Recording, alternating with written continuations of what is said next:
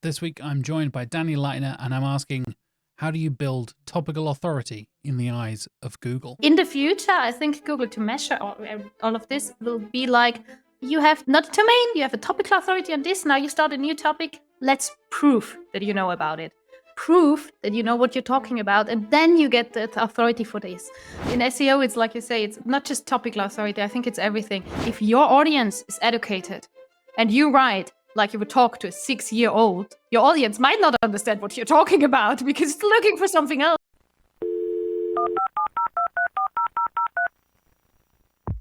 Hello and welcome to this week's episode of Search with Candor. I am your host, Jack Chambers-Ward, and this is the podcast where I interview the best and brightest from the SEO world.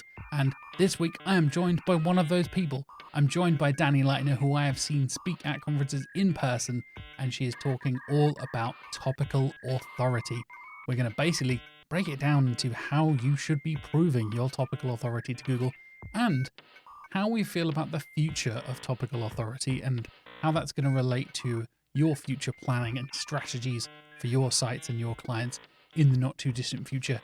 As we know, search is constantly evolving, so this is definitely something you need to be thinking about. And before I get to my conversation with Dani, please do like and subscribe down below if you haven't already. If you're watching us on YouTube, I hugely appreciate every comment, every like, every subscribe.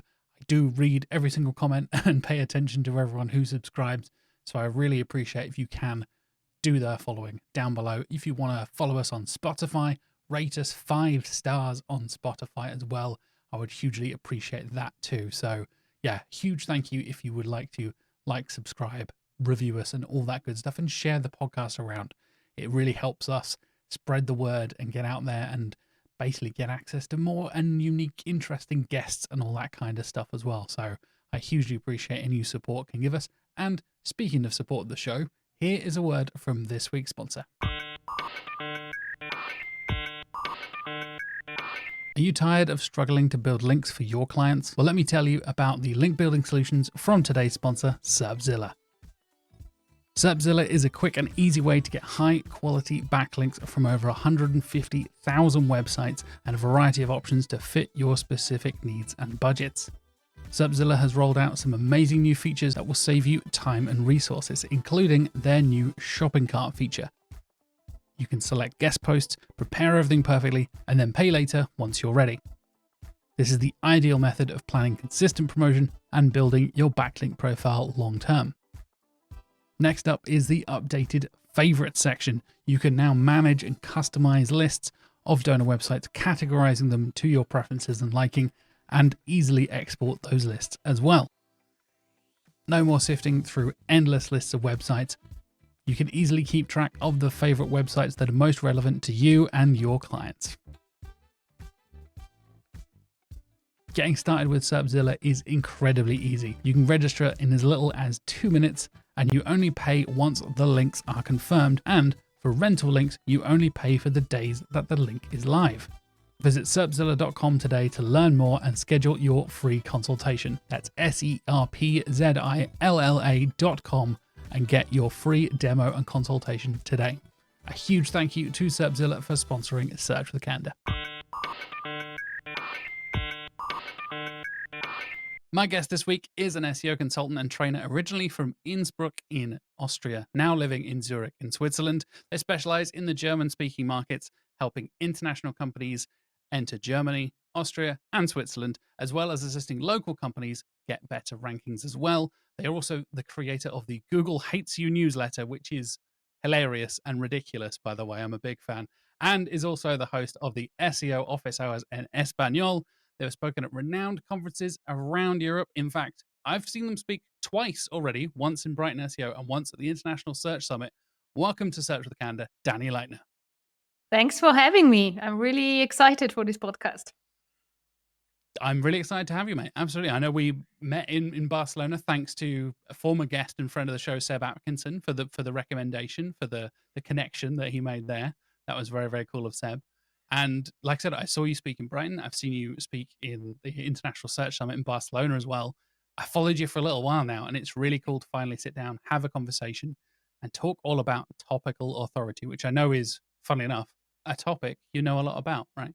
Yes, definitely. I was looking a lot into it. Let's say it like that. We've done the research. We were just saying before, we both like to do our research, so this is gonna get detailed. And I think there is definitely there's been a shift, I think, where a lot of us in SEO are thinking about these kind of broader kind of concepts that aren't literally like ranking factors, but we're thinking about things like topical authority, like brand awareness, and all this kind of stuff that we can't really measure directly in a lot of ways. For you, what is topical authority in the context of SEO and why it should matter to SEOs? Topical authority for me is like showing that you're the expert in a topic. So really, I mean, the topic obviously will be your business, or in my case, it's SEO. In your case, it's SEO, and in everyone else's case, it's their business.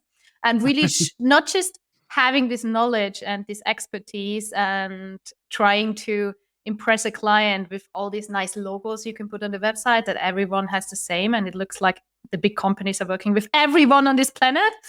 No, it's really showing your expertise and then getting this authority of like, well, this person knows what she or he is talking about, and not just in the heads of the users, but also in the eyes of Google.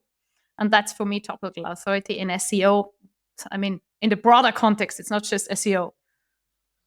Yeah, definitely. And like I said, I think we're moving towards bringing those broader concepts into SEO, and I think that's a positive direction as we move away from a lot of the reliance on a lot of metrics that maybe don't serve us very well in SEO, and a lot of people focus on too much.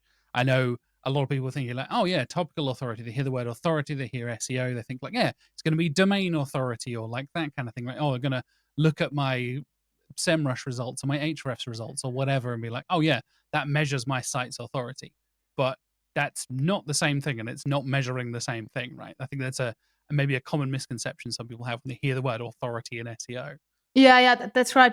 I actually think because everything that happened last year with Google going against this parasite SEO and everything, I think the only way forward for Google to make this like on a big scale and not just with manual actions, but on a big scale, will be to move away from from domain authority, because the problem was you have the domain authority and your domain is huge, it's amazing, it's great, and you rank for everything.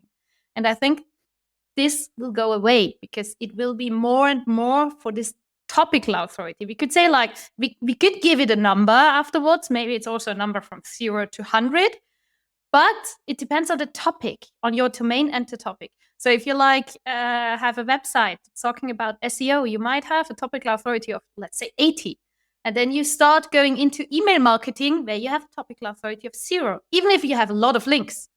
But there are no links on email marketing. There's no knowledge, no background on it. So in the future, I think Google to measure all of this will be like, well, you have the not a domain, you have a topical authority on this. Now you start a new topic. Let's prove that you know about it.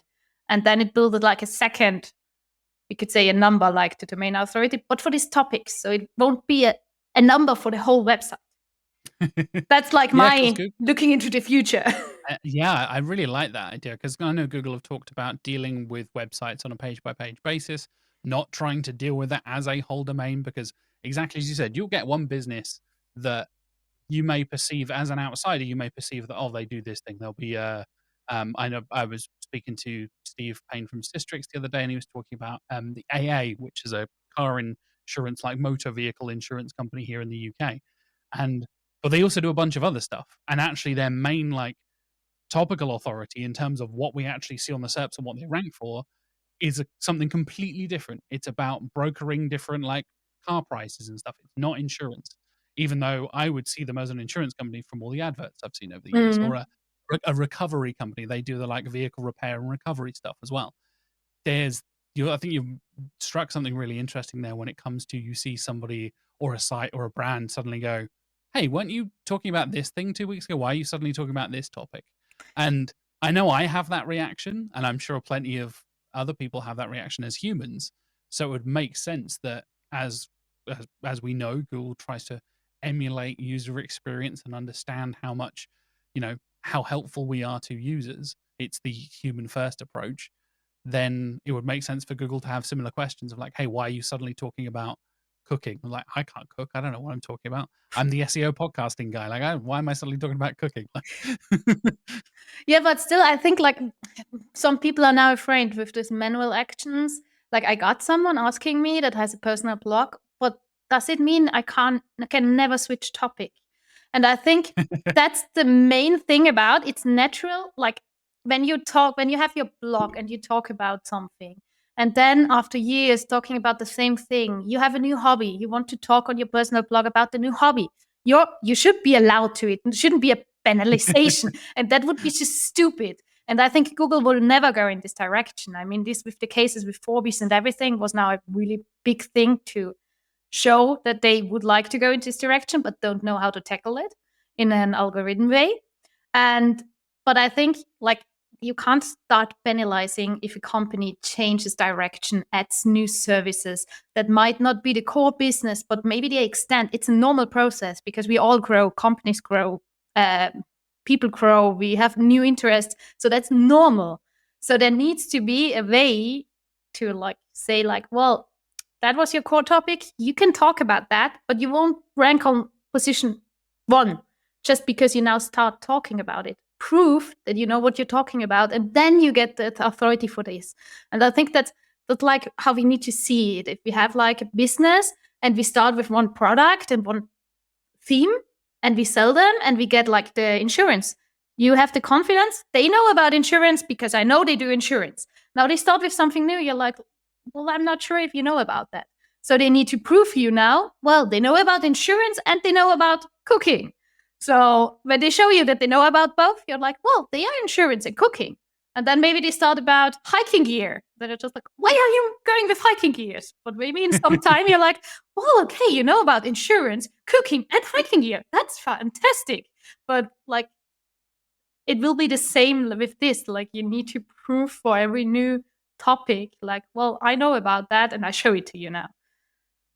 Yeah, I think you're right that could be the long-term battle against parasite SEO, the No. site abuse, reputation abuse that Google labeled late last year. There was definitely that element where, and I've definitely seen it in competitor research. I'm sure you have as well, Dani. I'm sure viewers and listeners have as well, where you will see a competitor crop up and just be like, this content isn't good. It's basically being propped up by the power of the overall domain. Like, you will see a household name write some rubbish content that probably shouldn't be ranking compared to the smaller brands that are creating much better, actually helpful content.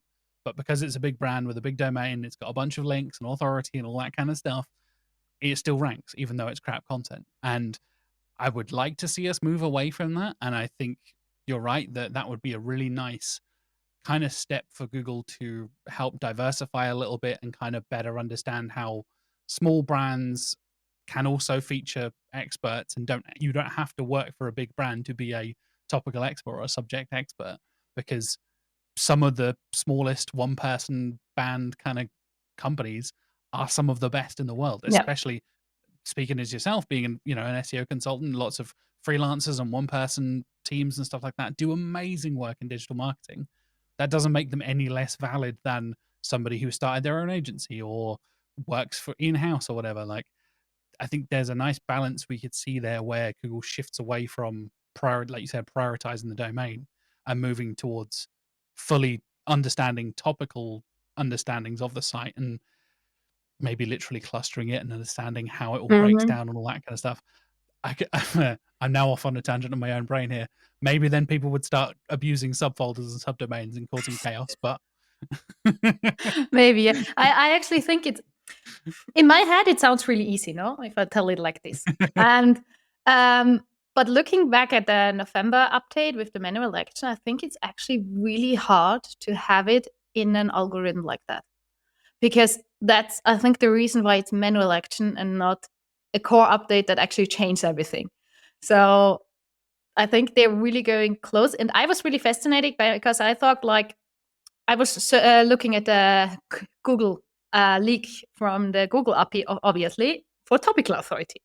And there was just one model that was talking about it, which was actually really interesting to see, because they have like in their algorithm, or in the leak in the code there, they have one thing where you can actually measure the topic of the website, the topic of the page, and compare these two. And also there is a number that would say like, is this a broad website that talks about a lot of topics, or a specific website that talks about one topic? And then you have a number that says like, how close or far away is the page topic from the website's topic? But that doesn't seem enough, because if it would be, then they would already be able to do that. And it feels like they are not. I think it's also on the long thing, it's also something they need to look at their page rank with the backlinks and everything, because you would need to classify also backlinks. Because if you get a backlink as an SEO from an SEO website, that's more valuable for your SEO topical authority. If you get one from an email marketing site, it would be for your email marketing topical authority, but also depending on the topic of the page, because maybe an email marketing page speaks about SEO. That's why it invites you to speak, because you're the expert. And then it would be like, from the email body with the SEO. So I think that's the complicated thing here. How do you match everything together in the code? Yeah, definitely. And I think that's kind of tying in nicely to what we're going to talk about, is that how niched down do you go? How specific do you go? You completely cut yourself off to, like you said, oh, I'm not going to talk about anything else, so I can really focus on the priority thing. Or do you kind of make sure you're touching on little bits and pieces and stuff like that? I think that's a lot of people's first question when they think about building their topical authority, is like, how deep do I go? How broad do I need to cover this topic? Should I go super top level and cover absolutely everything, or should I really niche down? From your experience, what is that kind of, what's that? I guess, and I'm going to predict here, it's an "it depends" answer, right? It's a dreaded SEO answer if it depends. Yeah, it really is.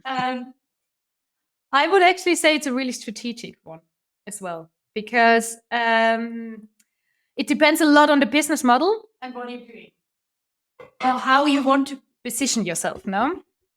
Because I mean, you have companies that you say like, well, it's so clear what they offer, so it needs to be this. So the main topic, I mean, it always depends on what you offer. You want, if you're a hotel chain, you won't say like, well, I want topical authority on water. I don't know. Something like that, something that has nothing to do with you. So that would be stupid, because you can't make money out of that. It would be nice to have the topical authority for what you sell. And then you have like, let's just look at SEO. Topical authority for SEO is a really huge topic. SEO is a huge topic.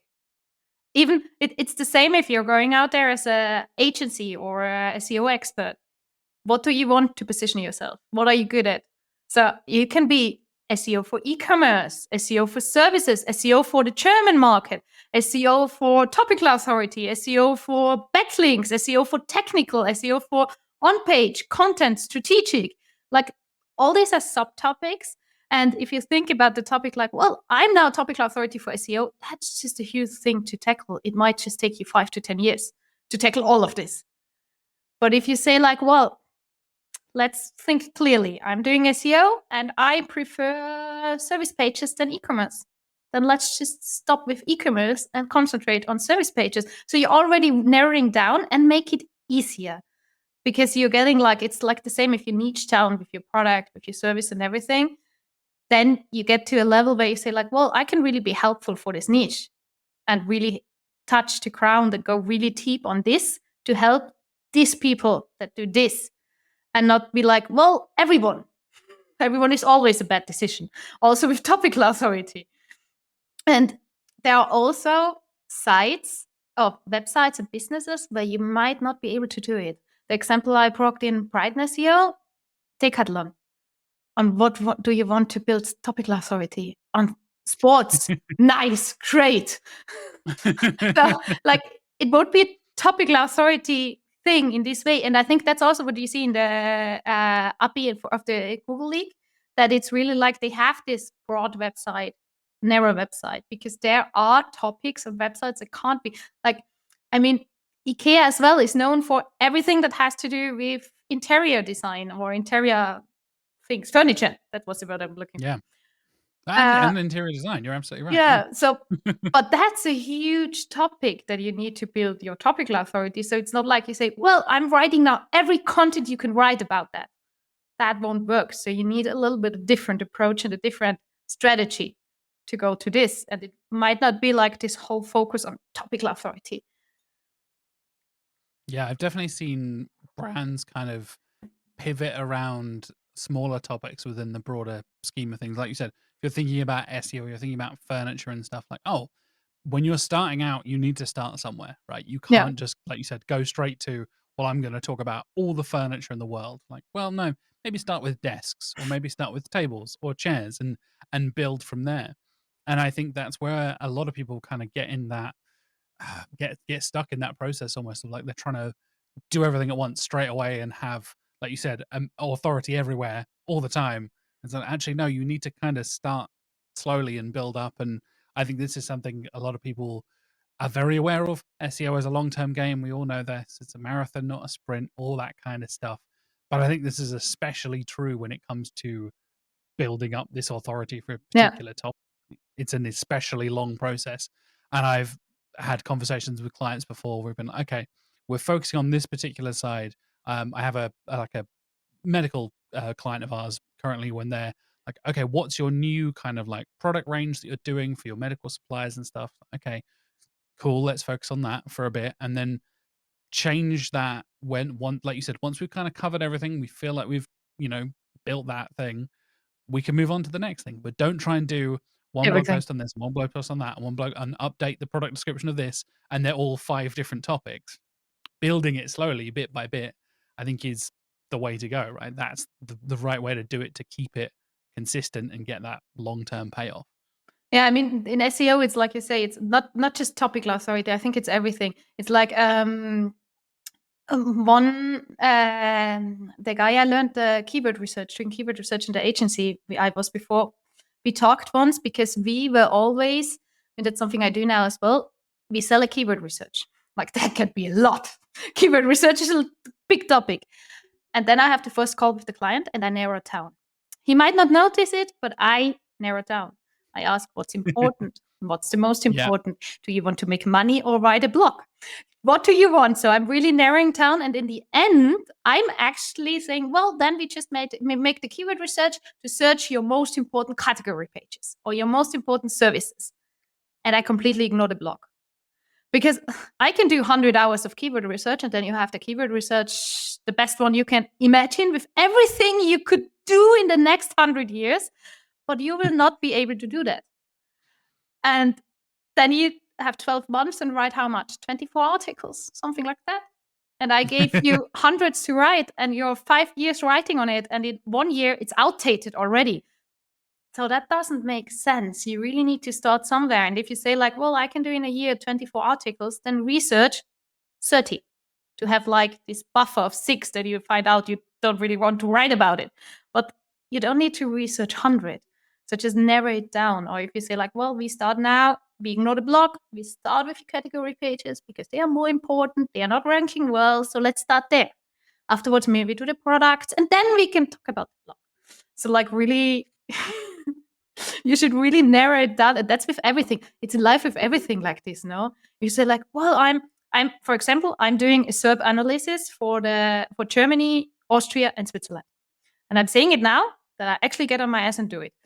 Because I want to compare the same keyword in the 3 countries. Because I have a lot of, like, from Barcelona, I have a lot of things in my head that, from my experience, are like this. But that's like a doctor that said, well, I had 5 patients that were like that. So that's now statistic. Well, it's not. Because you need a few thousand millions to have a statistically representative thing here. And so I was like, well, I'm doing now is searching the SERPs and comparing them. That's a huge topic. So I'm just like postponing it, like for like, well, let's see next week. Let's do it tomorrow. Let's see next week. So I actually was like, well, how could that look simple? So let's start with one assumption, like the domain ending, the .ch, the .de, and the .at or .com, and compare how they work out for different keywords. And if the next problem, well, keywords, I can put there a million keywords. So let's just start with one sector. And maybe one keyword research I already have, because then it's easier. So like really narrow it down. It's all the tasks. If you have it like this, like, well, the next step is this and the next step is this, we do it and it's easier. But if it's like a huge mountain, we won't do it. And that's the same with topical authority. If you have the topic SEO, it's like, whoa, where do I start? But if you start somewhere small, we can expand. Absolutely, yeah. And I think I know we were talking about this before we started recording, that nature of the international side of things is a whole other side, and language as well. Something I've covered on the show before with people like Maria Scheibengraf and Sarah Picona, like having that, the nature of like localization, like you said, even within 3 German speaking countries can make a huge difference. And I know you used examples in your Barcelona talk in the International Search Summit of like this is a word for bike that is used in Switzerland that is never used in German. Is it velo? Velo, yes. It's French, Yeah. actually. I had French, the problem. there you go, exactly. I had it today. I'm really struggling here with that, because today I was at the physiotherapist because I had an accident skiing 2 years ago and I have to do physio again. And we have a bike at home to train, and my knee was doing some stupid shit. And I was today like, well, if I'm riding the bike, and I was like, wait, velo? Like, I mean, he understands me, but it's, I think, easier for him if I say velo instead of Fahrrad or Rad. And yeah, these things, they would never look for Google for Fahrrad because it's velo for them, even if they understand it. Exactly. Yeah, exactly.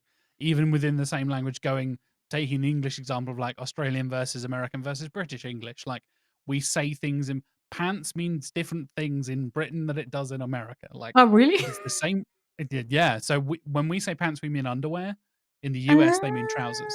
Yeah, I thought it's trousers. Good So to know. there you go. Yeah, exactly. That's the teaching reason. you British. Yeah, that's the reason why I say I'm doing German SEO and not English. Because a lot of people ask me, but can't you do just English and Spanish as well? You speak the languages. And I'm like, well, I speak them, but I don't see these nuances between the countries. And in German, it's just easy for me. So I think I add more value in German SEO than in English, because there are a lot of English great SEOs out there that just know this naturally. I won't, because someone needs to tell me, like with the trousers or the pants. And same with Spanish, right? Speaking to Central American, South American, or European Spanish speakers, it's a completely different world, a completely different language, and will shift so much in terms of the slang and the abbreviations. And like you said, in Switzerland, adopting French words. Oh, we'll take this word from this language that actually never made it over there, and that's how long these two communities have been separated.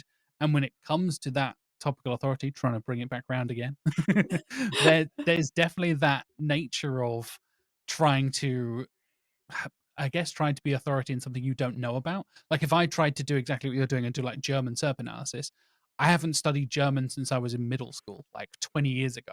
I don't know what I'm talking about. I could use a translator and just Google Translate it, or God forbid AI translate it and all that kind of stuff. That's a terrible idea. I'm not the expert. That's why you're the expert, Dani, and that's why we rely on you to do this kind of stuff. And I love what you said earlier about statistics as well, because I think we see so many of these studies and stuff, especially when it comes around to a lot of the new stuff we're going to get onto the topic of AI overviews and AI search and stuff in a moment as well. But there's that real kind of like, oh, wow, we've seen a huge growth in AI overviews. Like, how many SERPs did you look on a database of how many keywords? Like 400 keywords. I'm like, that doesn't matter. I don't care what happens to 400 keywords. Like you said, if you're thinking about thousands, tens of thousands, and then bear in mind big search engines like Google are dealing with billions of searches a day. I was like, right, so who cares what happens to 400 keywords? But when you're actually trying to research something and you need to narrow it down, those could be very important 400 keywords for you. They could be the most important search terms for you and your brand. So yeah, niching it down and understanding it industry by industry can be a really good way of getting that broader scope of kind of what's happening in the overall landscape of search, but also better understanding, from your perspective, from your area of expertise. Don't just start prodding around in an area that you don't know about and then be like, these stats seem good. Like, Yeah, but you don't know what they mean because you don't know the history of that industry or that language, right? Yeah, no, that's a really important thing. Actually, I think it's really interesting because we as a SEO, like, we say that's the strategy, and then we write the content, or we have content writers and we publish it on the page of the client. And actually, the client has the know-how, but we write it. So I actually think it's a really strange concept that we have there, also with the ghost writers, because then normally we post that don't use our name on the website. We use the name of the client or someone AI generated. I don't know, but but I think it's a really interesting concept. I had a client. We were making a new website, and I'm doing the SEO side. And I mean, it's a small client in the gardening scene here, and we had to build all the service pages. And I was writing the text because he didn't like it's often with websites. You want to finish them, and the client is busy. So I said, like, from the principle, I'm writing the content.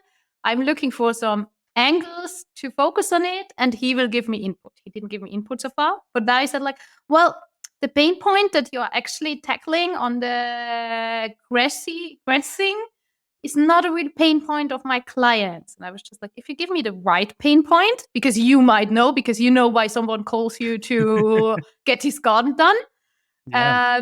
Well, then we take this, but I don't have this insight. So I can just go from my perspective. I mean, gardening is easy because you know maybe what you like in a garden, and you say, like, well, I really like it. The grass is really nice in summer when you go barefoot on it. And that was my angle that I took.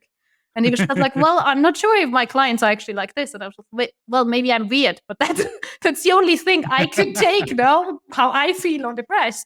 And that's there, I think we need to work a lot more together with the client. And it's so hard because they are so busy with their company, and they just want, like, well, can't you just do the SEO thing and rank me high without my input because I have other work to do? And you're just like, well, it's not working like that.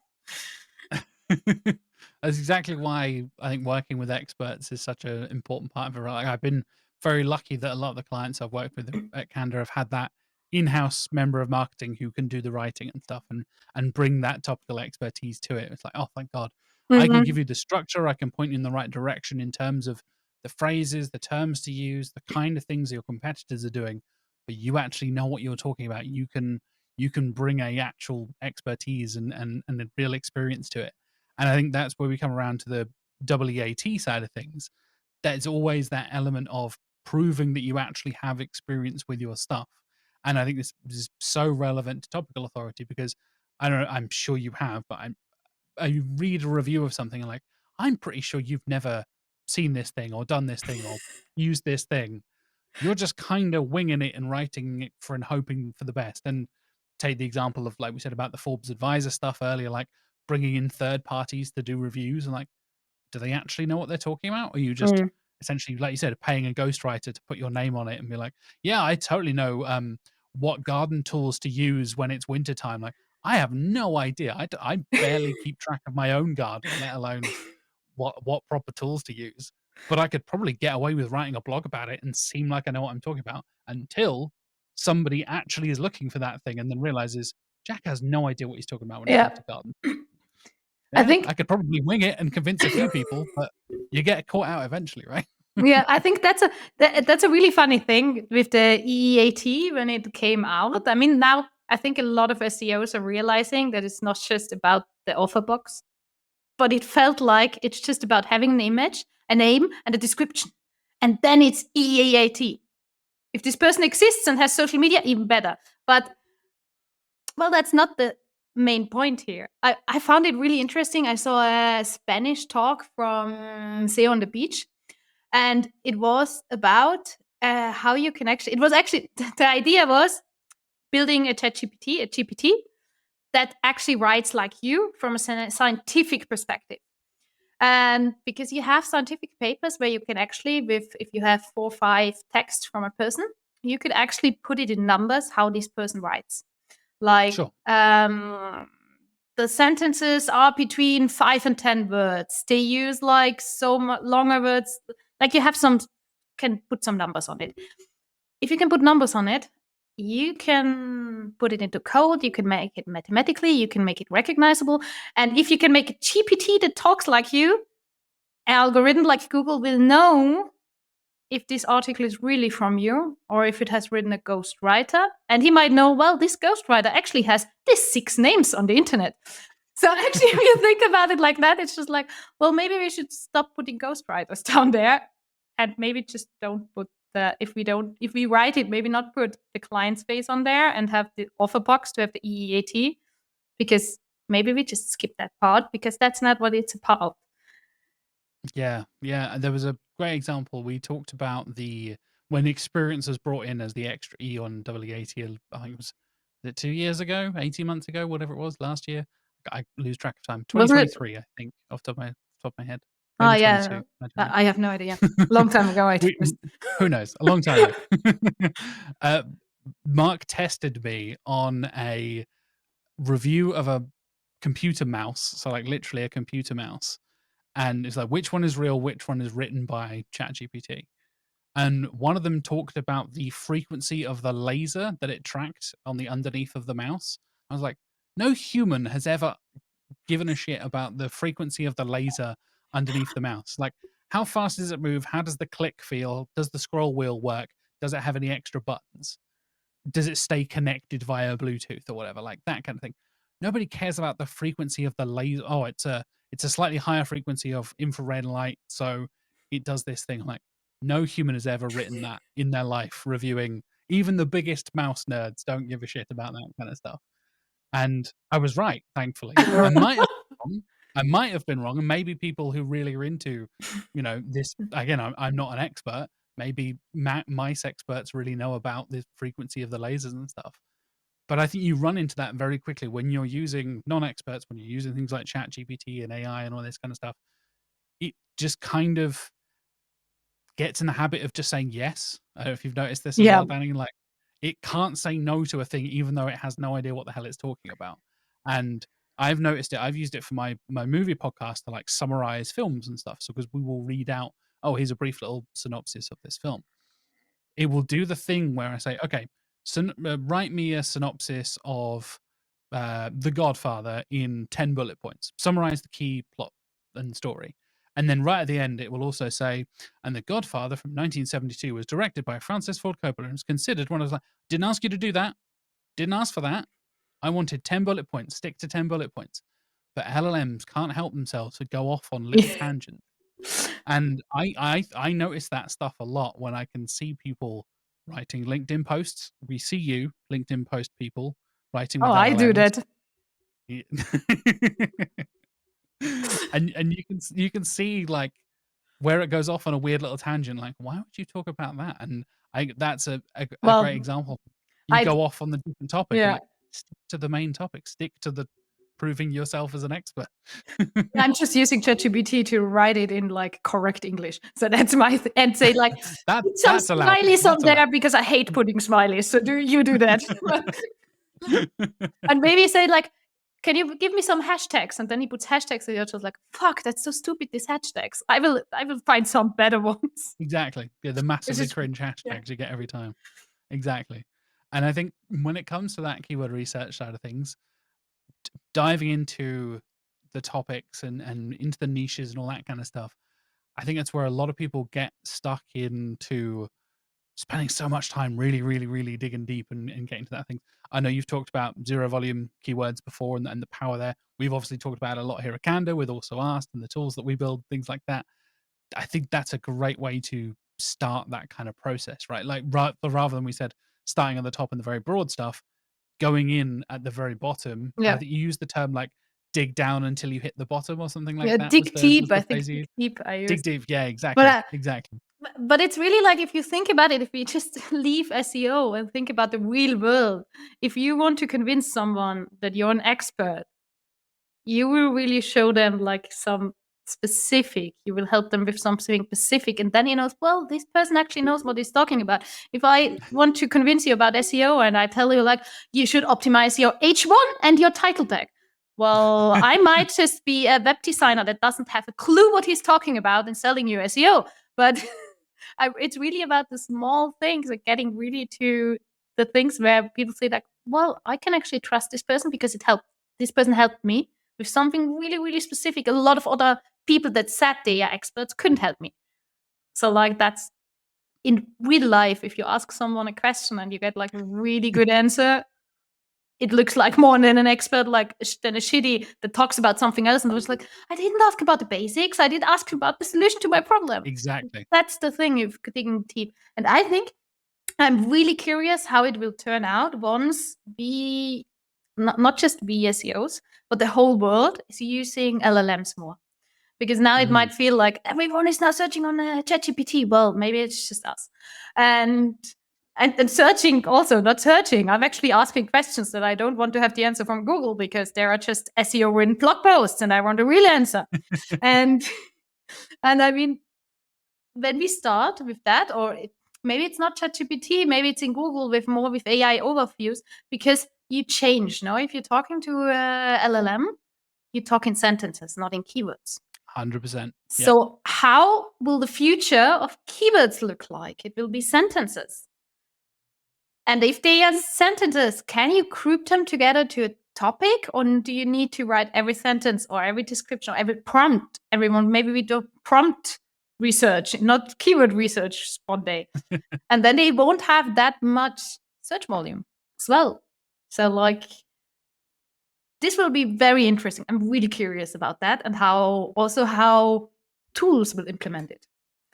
Yeah, definitely. I think the journey towards conversational search, and as much as we've been hyping up like voice search is the future for like 10 years in SEO now, it's Isn't it not. again? Turns out, exactly, it's back. It's back with a vengeance, right? It's got the conversational side of things. You're totally right. Even when I'm typing into Gemini or ChatGPT or whatever it is, you type a full question. Yeah. Whereas in Google, I'll be like, best garden tool winter. Like nobody speaks like they type into Google like this. That doesn't make any sense. Whereas I would say, hey ChatGPT, what do you think would be the best garden tool to use if I need to dig up a flower bed in December in the UK? Like that's a whole sentence of stuff. Yeah. And I think that's where you get into that categorization. I am right there with you, Matt. I think it is fascinating to see how Google is going to kind of understand this stuff, and how, like you said, ranking tools and tracking tools are going to understand this stuff. You need to be able to pull out topics and entities and stuff from those things. You need to understand, okay, I can tell you're talking about garden tools here, and I know you're based in the UK because you said in the winter in the UK, and you want it winter time, so you probably want things that are durable because the ground is harder or whatever. Like extrapolating that and building an understanding of those entities and that kind of thing, I think is the future of SEO, like you said, Dani. I think you're pretty spot. I think it's really interesting because it's also like all this entity and keyword discussion. I find it really interesting as well because the people that are pro entities say like, well, nobody's looking for keywords anymore, but keywords is the data we have. And we still in SEO need to work with data. And that's the data we have. Like entities is a nice thing, but I think it's too high. Because the entities that you have, well, you get connections and understand how Google might connect a topic to another one. But to really have the insight, like the zero search volume, won't be an entity. This will be a keyword, a question, a problem. And this never will be an entity. So entity for me is really high level. I actually never started really searching or working with entities because they are too high level for me. I'm just like, well, I mean, okay, to get a relationship between the topics to understand a little bit more, but it's not helping me to have like the strategy and output in the end, because I still need to do keyword research and know what are the really small problems, the really questions people ask. So that's really interesting because they are so far away from each other, I think. And then you get in with the new LLM where you have prompts and it's just like, well, and now? Definitely. I think you struggle to connect sometimes, right? When Yeah. you'll see two completely separate things. I had something really interesting today because I was writing a newsletter about search intent in the German newsletter, and I made a really stupid example. I made the example of, I was showing like in SEO, it's different because someone needs to search something before seeing you. And on LinkedIn or Instagram, you just scroll and see something. And I was putting the example of like breakfast. You just scroll and see all these breakfast pictures. And then you see a breakfast. It's like, well, that's a good idea. The porridge yesterday was horrible. So maybe I try this today. Now, how would you Google this? Creative breakfast ideas without borage won't work. Because then you have borage in there, and Google would find something with borage because he can't make the relation without borage. So that's actually like where I was like, well, in this case, an LLM is a lot more useful than actually Google it, because in the moment you use the word, it will Google for. So that's what was really interesting. Where I was like, oh, that's interesting. I've never thought about how you. I mean, of course, you could put minus borage, but I mean, the normal user doesn't put minus and things like that in their search. Yeah, I've definitely noticed particularly with AI overviews, it just takes the words you type and will give you results whether you like it or not. Even though you say don't include or without or whatever, it seems to be particularly bad with AI overviews. Maybe that's that kind of autocomplete nature of those LLMs.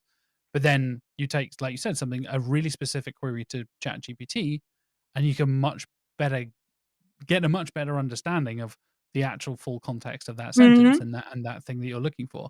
And I found, like, having these conversations with the clients, like, yeah, this is kind of where search is going. And as we're coming all the way back around to what we were talking about earlier, like having conversations with your clients and their customers, or having conversations with not just using your SEO tool data, but combining it with things that are those pain points that you mentioned earlier. Oh yeah, I might think it's this thing, but actually the client says, oh, whenever anybody, the number one thing people complain about is A, but you've researched topic B. It's like, okay, well, you probably should have told me about A before I started doing my research, but that's another conversation. Yeah, that's right. And there's that there's that element of diving into something the wrong way without actually getting that human feedback side of things. Whether that's talking to the experts, whether that's talking to the customers, whether that's getting internal data or whatever it is, thinking outside of just your SEO tools can be a really good way of getting that, like you said, that zero volume stuff you're not going to see in a search engine by default, right? I think that's really a good thing if you have your own business and your own website and you need to rank it.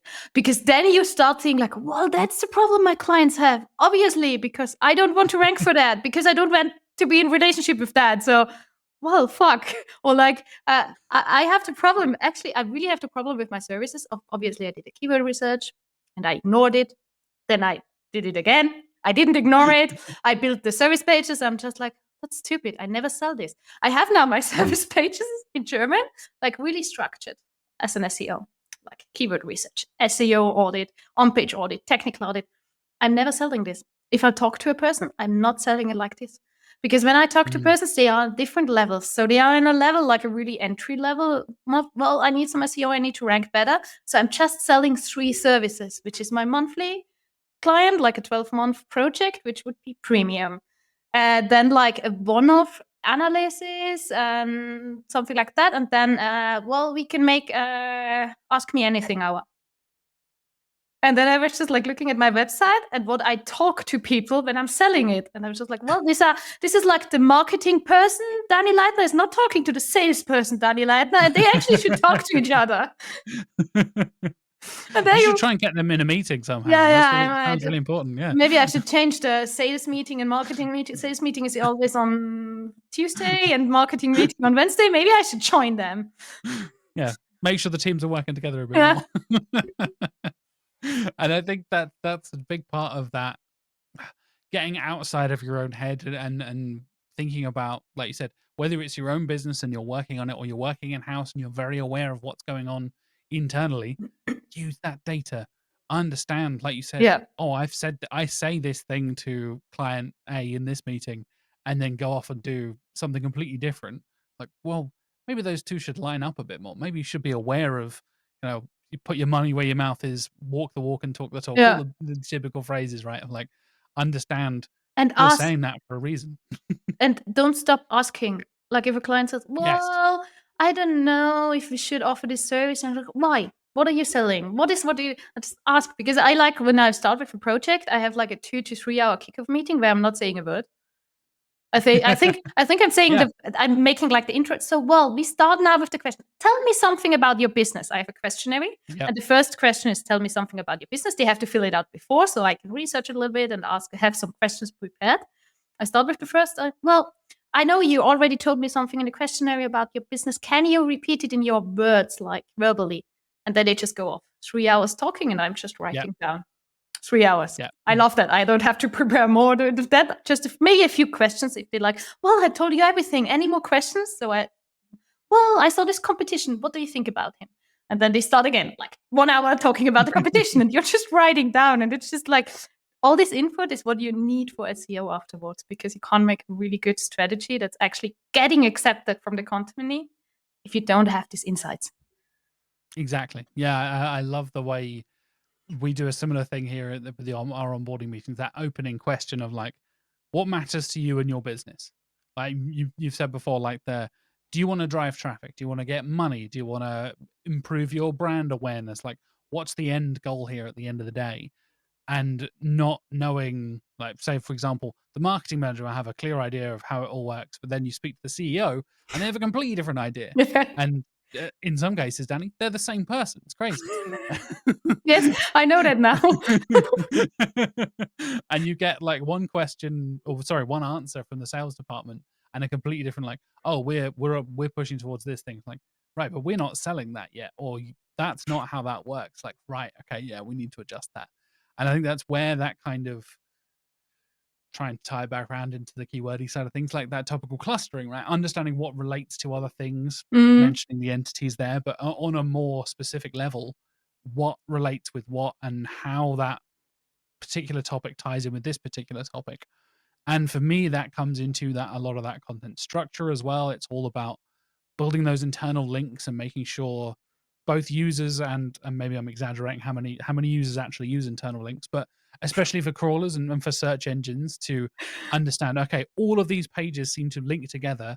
Why are these pages linked to each other? What are they talking about? Oh, it's a whole cluster of things talking about garden tools. We're on the garden tool theme now, it seems. And then this other one's talking about lawn mowers or whatever. Like, there's a different subject here and a different subject here, but you can see multiple blog posts, product pages, podcast episodes, whatever it is, all coming together talking about this thing. And for me, that's when because I'm a big nerd, as I'm sure you are as well, Dani, diving into topics, you get clicking away and you start digging around and you realize, like, oh, wow, they kind of covered everything here. Like, this is a really comprehensive little cluster of information. And like I said, audio, video, text, images, all this cool stuff. That's how you do topic clustering to me. And that's how you impress me as a user and as an SEO, I guess, without turning off my SEO brain. Be like, oh, that person clearly knows what they're talking about because they've covered so many things. All the questions I have already been answered. That's a brilliant way to kind of, obviously that's a long-term goal, but that's a brilliant way of doing it, in my opinion. That's also for your business. That's the best decision. No, if what you want is that somebody finds you on Google, clicks on your page, and then stays and consumes all your content that you put out there because you didn't put it out there for nobody to read it. But I'm not sure how it will go if Google will really like that, because they say like, well, we want that the user gets on the page, stays there, finds everything. But if you never would go back, you couldn't show ads again. So yeah, if we have like the perfect sites for every topic, it might not be perfect for Google, but well, that's a completely different topic now. No, what Google will optimize is to make themselves more money. That's what they're optimizing for at the end of the day. And thinking outside of the website stuff, I know you talked about this in your Brighton SEO talk, and I really loved your perspective on stepping outside of the box of just what is actually on your website and understanding your topical authority outside of that as well when it comes to appearances on podcasts, conference speaking, guest posts, all that kind of stuff, right? Can you talk a little bit about your thought process for your own brand and building a topical authority when it comes to the external side of things, the off-page SEO side of things? Yeah, I think this is so important, thinking outside of your website, especially as I know it's hard because especially if you work with clients, because they say, well, we get you for SEO, for building blog posts. But with I really like with the new LLMs, if you search for yourself on Perplexity or something, where it gets the information. I had this example at Brighton SEO, where I searched for my own name. I mean, he also doesn't know that I'm a woman because I used a male word. So he calls me SEO experte, and I'm expertin. But well, that's not a topic I need to discuss with the LLMs. But he uses information from my website, obviously, from LinkedIn, from some posts on LinkedIn, from some guest articles I wrote where I have the offer box, from even from my village, because I got to get me a backlink. I registered in my village on the website, like, well, that's a local offerer of product or service, and I'm there, so I have a link there. And he takes all of this information into account and then puts together the text. Then I'm like, well, that's the person, that's what she stands for, or he in this case, and what's going on, what she offers. And it was actually really good. It was really what I wanted to put out there and want people to think of me. And I was just like, well, except that you didn't recognize that I'm a woman, you're right. But he gets it from all these websites. And I think that's, for now, it was like, I started in SEO with backlink building. And we published some articles on websites where it was like, whoa, that's a really strange website. But we had to make another link for this year. We promised it. So we made the link, we made it. And until now, it was like, well, nobody will actually see it except of Google, because it's a website nobody goes on. Nobody will find this article. It's not SEO optimized because it's a guest article. So, well, we assume nobody will see it. But now maybe yes. Because now maybe this is exactly the post LLMs take, like, well, you're mentioned here. So we just take this into account and put it there. And then it's just like, well, you need to think different of what you put out there. And also, as it takes information from all these pages, maybe you just don't want to be just present on your own website, but go out there. Really funny story. I haven't written anything about topical authority in my blog until December last year. And I've been talking about it already 12 months. I was just like, I think in December it was like, I actually should publish something on my blog as well. Like now I have this hub where I'm actually linking to all the guest posts I wrote and everything. And I'm just like, I already written about the 6 steps about topical authority. So I'm just linking to this other blog post that I put out there.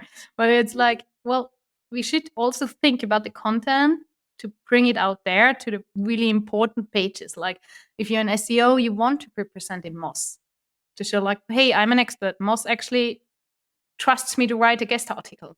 That's a lot more volume than me writing about my travel blog on my own website. If I'm writing on Moz, that's why I didn't write it on my own website. Actually, I just have it on Moz, and it because it shows, well, other people trust that you're an expert and let you publish something on their website, and you can reach a new audience. And you have the backlink thing from a topic as well that's related, and not just shitty backlinks. Just really see all this backlink building and putting yourself out there. Also, like podcasts to talk about your topics. We have now transcripts. All these LLMs can read or can hear, or I don't know what they're actually doing. They can interpret what you're talking about in a podcast or in a video, going on stage. And all of this is showing your expertise, building your brand, and in the end, building your topical authority. Yeah, definitely. I think there's your little example there of your topical authority hub that is a kind of that typical hub and spoke content stuff, but it's external links. And you can try and sell that to a client. Good luck. Like that would blow most clients' minds. Like, so we're going to link to other sites. And like you said, maybe I'm overestimating how many people actually click on links in websites. And like you said, that actually stay around the whole time and read absolutely everything. But I have tried so hard to be like, don't be afraid to externally link to this thing. Link to your competitors. Like, go crazy. Maybe don't go too crazy, but go a little bit crazy.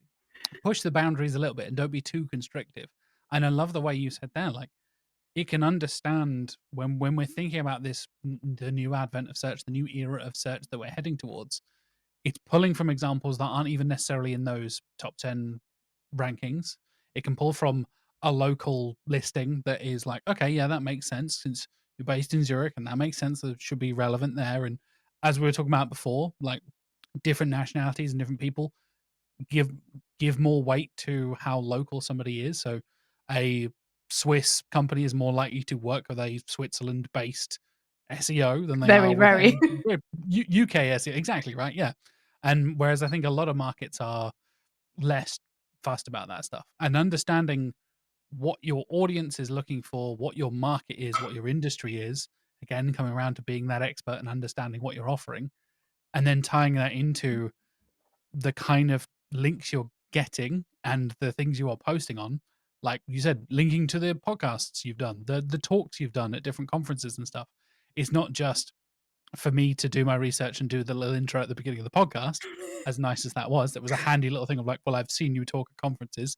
That's instantly, for want of a better phrase, a little tick in the EEAT mark for Dani. It's like, well, yeah, I've literally seen you talk. I've met you in person. That helps. Even that, like, this is a very weird example, but You even me, even like, met me in person talking to Martin Split, because that was the funny thing, because I didn't recognize exactly. you before. I was just going to Martin and say, what do you think about my talk about Yeah. Switzerland? And you were next I to was just him, sat and there that's talking very... to Martin, and you were like, "Oh, hello." And I think you texted me like 5 minutes before, and like, "Oh Yeah. yeah, I'll see you out there." And I was like, "I'm sat there. Hello, it's me." And there's that.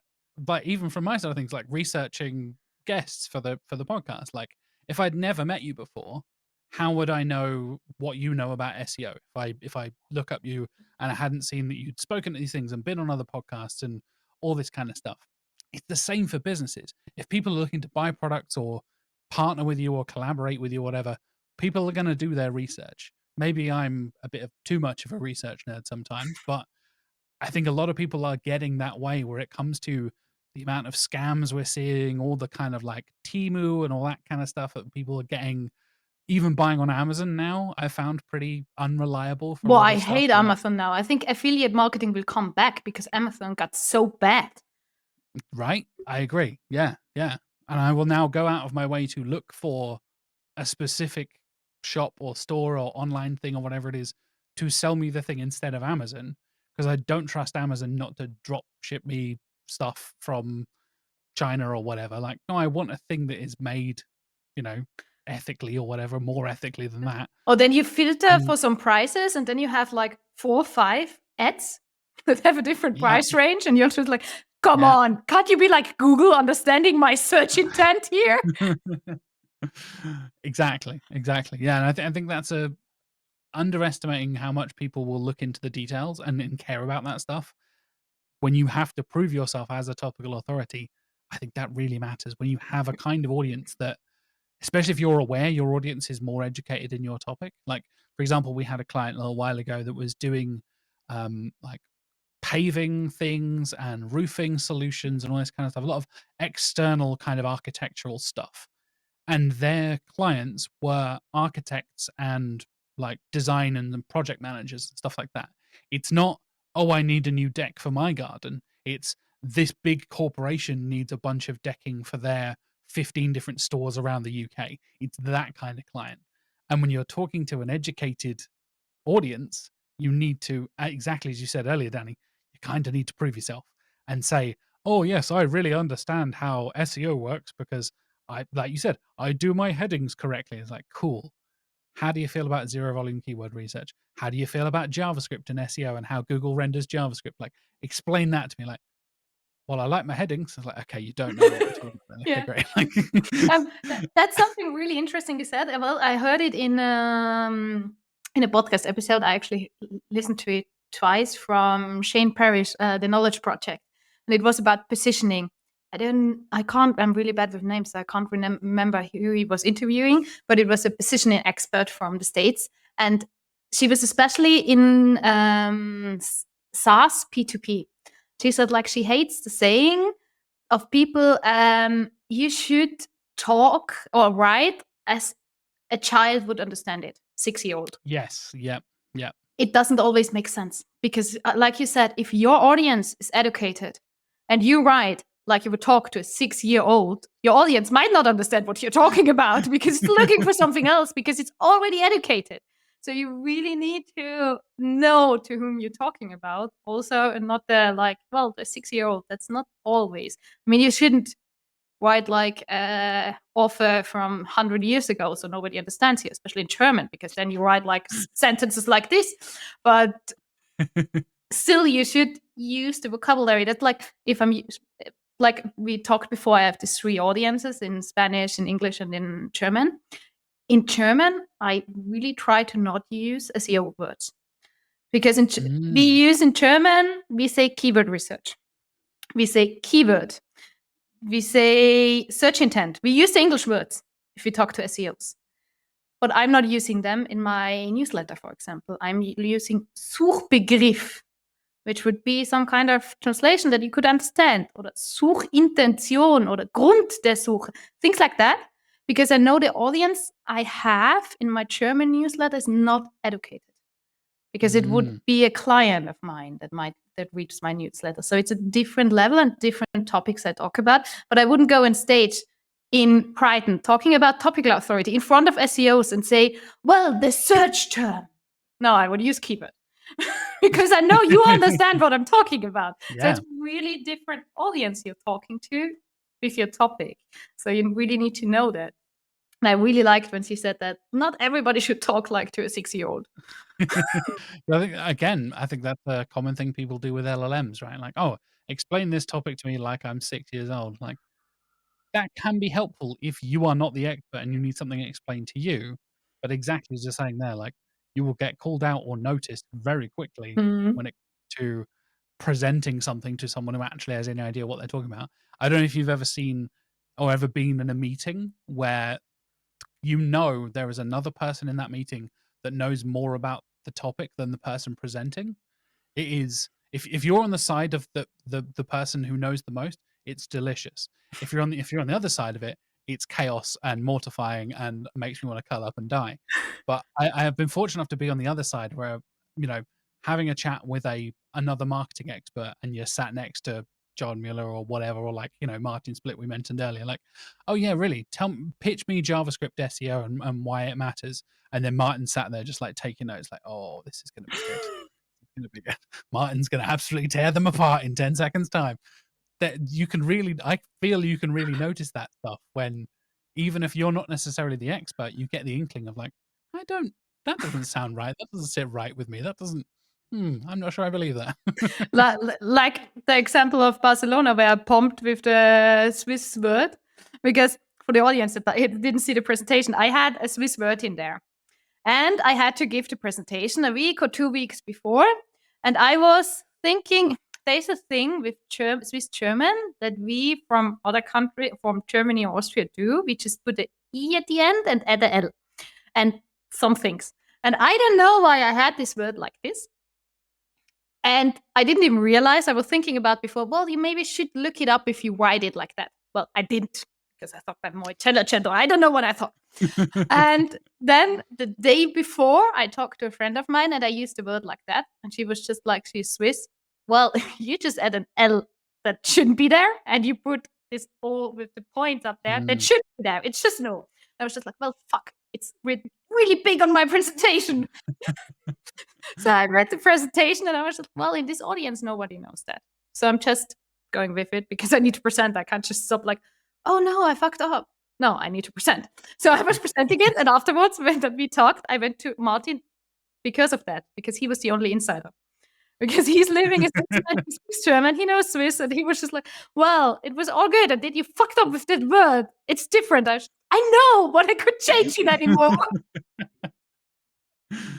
If anyone else, you could have gotten away with that, but not with him, no, because he knows. That was like the thing, like, well, that was the insider in the Swiss German. I was just like, well, for the rest of the audience, it's not important if I wrote it wrong or right, because absolutely. The thing is what I want to bring across, and it's still the same, even if it's written wrong. But of course, Martin in there was the only one who understood it. Right, let's wrap things up. And I guess that can be a tricky topic, measuring things and measurements and actually, like you said, getting that data. How should we be measuring topical authority? Because it's not as simple as traffic or revenue and stuff, right? It feels a bit more nebulous and a bit more, from your experience, what's the kind of go-to strategies and data and that kind of thing we should be thinking about when it comes to measuring topical authority? I really think the only way we can do this at the moment is going with keyword tracking, because then you can really track a set of topical keywords.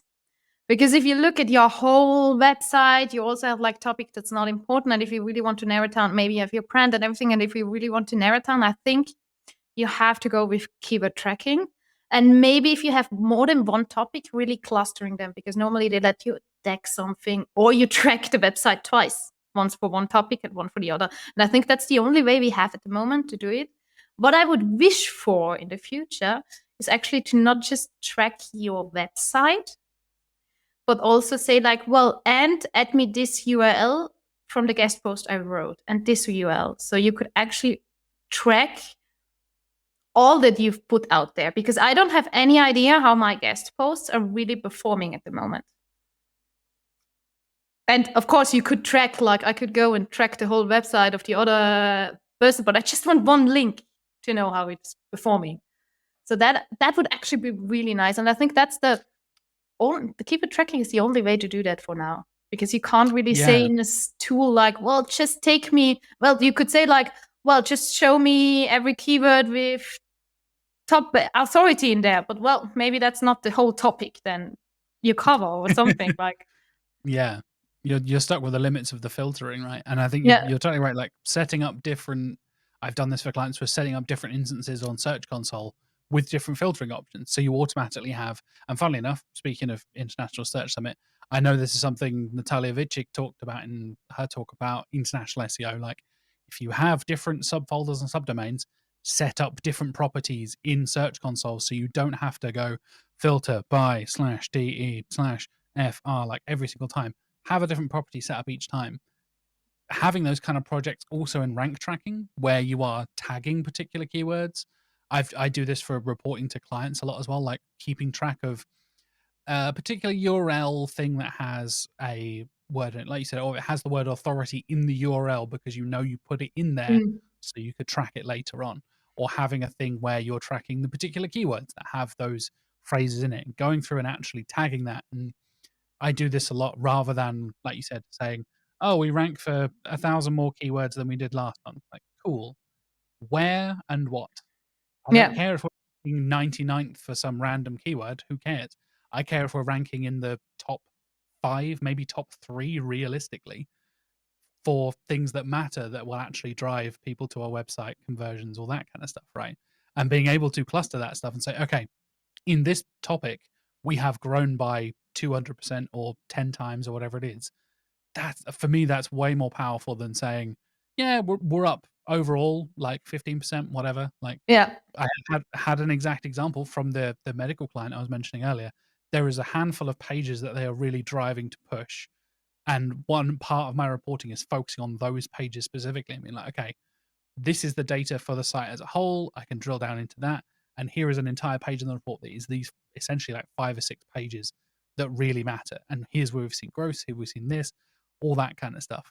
That's way more valuable to them to understand, well, this is the work I'm doing. We've been working in this niche of your business. I don't care if other pages are ranking because I haven't worked on them, right? We're creating content, we're updating the product descriptions of it, whatever, of this specific product range or this particular service. Cool. That's where it matters. That's where you should be reporting that stuff.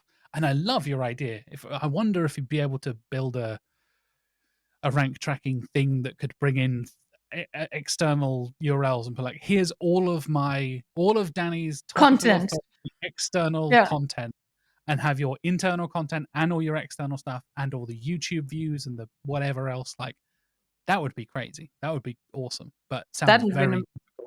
Yeah, but that would be an amazing tool.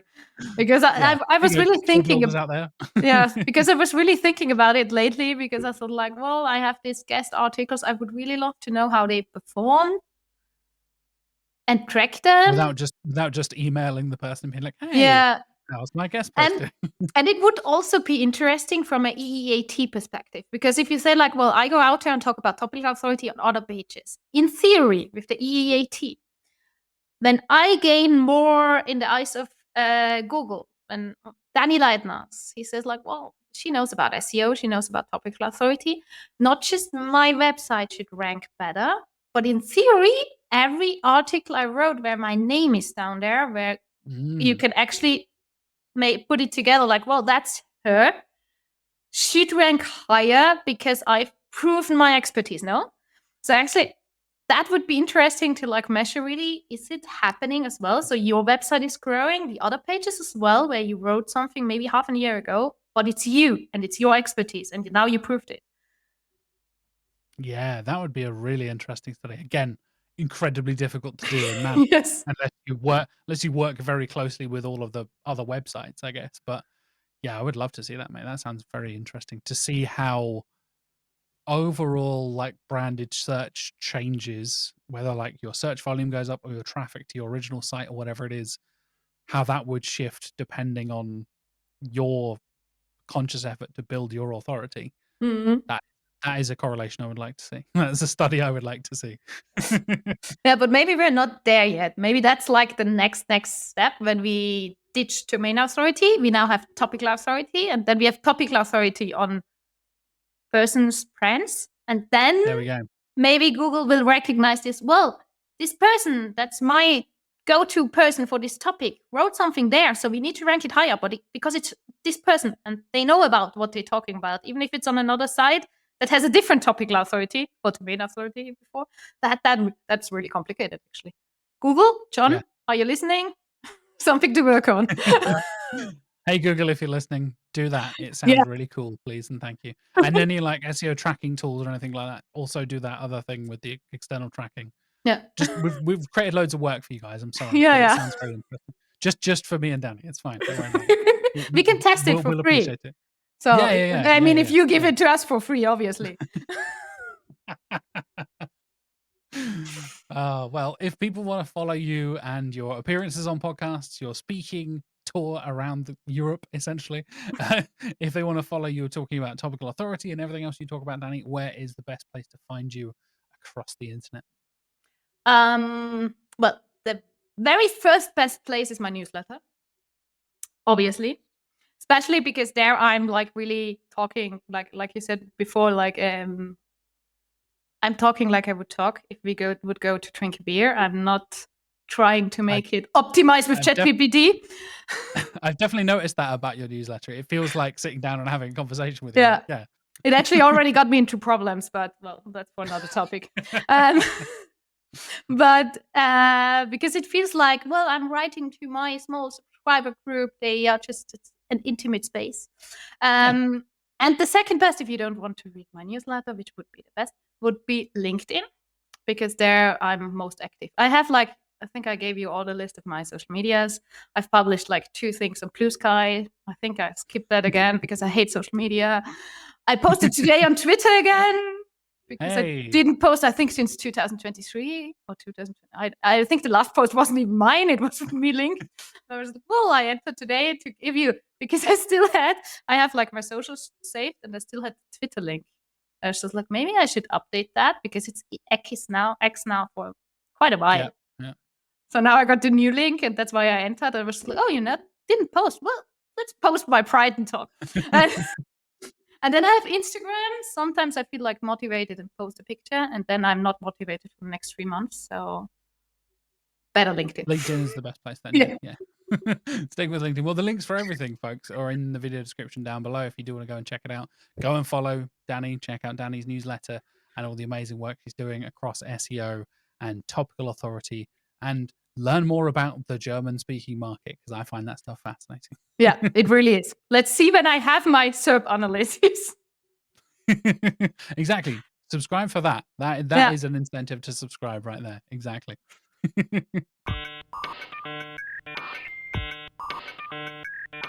And that about wraps up this week's episode of Search with Candor. Thank you so much for joining me wherever you're watching or listening.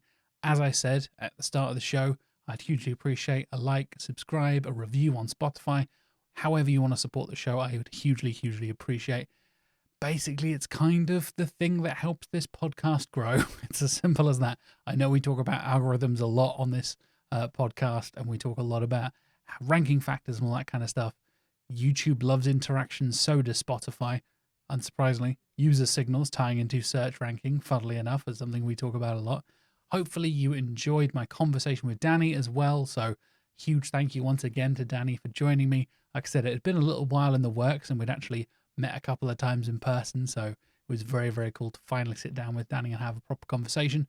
I have some amazing guests coming up over the next few weeks as well, but next week it'll be Mark Williams Cook and I back in the Candor studio talking all about the most interesting topics we've seen on our journeys through SEO themed social media, what we've seen on Blue Sky or LinkedIn, any interesting posts that have come up while we've been collating the news for Core Updates as well, which is our newsletter. I'll put a link for that in the show notes if you want to go and check out Core Updates as well. And yeah, hugely appreciate if you want to go and subscribe to that, follow the podcast, and stay tuned for next week's episode with Mark Williams Cook.